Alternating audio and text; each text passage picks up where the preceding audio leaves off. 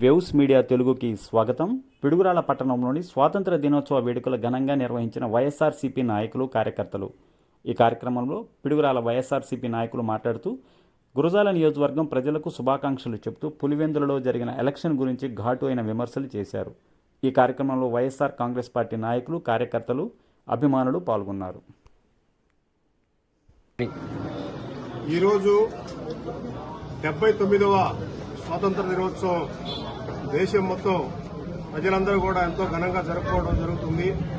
అందులో భాగంగానే మన పార్టీ ఆఫీసులో కూడా ఈరోజు స్వాతంత్ర దినోత్సవం జరుపుకోవడం జరుగుతుంది.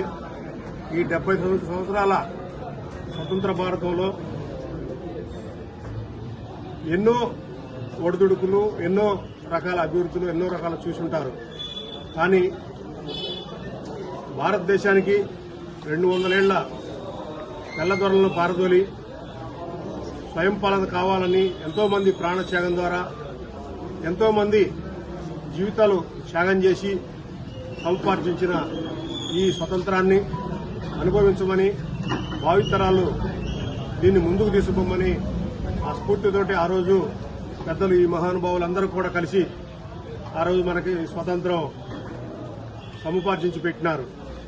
కానీ ఈ రోజున జరుగుతున్న వ్యవహారాలు చూస్తుంటే ప్రజాస్వామ్యానికే సిగ్గుగా అనిపిస్తుంది. మొన్న జరిగినటువంటి పులివెందుల మరియు ఒంటిమిట్ట మండలాలకు సంబంధించిన జెడ్పీటీసీ ఎన్నికలు చూసినట్టయితే ఒకసారి అసలు ప్రజాస్వామ్యం ఉందా, ఇంత దారుణమైన పరిస్థితులు మనం చూస్తామా అని చెప్పి అందరూ కూడా ముక్కు మీద తెలుసుకుని ఆశ్చర్యపోయేటువంటి పరిస్థితులు మనం చూశాం. కానీ ఈరోజు కొంతమంది మా పార్టీకి ఏదో అనుకూలమైన తీర్పు వస్తుందని, లేకుంటే మేమేదో ప్రత్యర్థి వర్గాన్ని అనగదొక్కినమని సంతోషపడవచ్చు. కానీ ఇది ప్రజాస్వామ్యానికి గొడ్డలి పెట్టి లాంటి చర్య అని అందరూ కూడా గుర్తించాలి.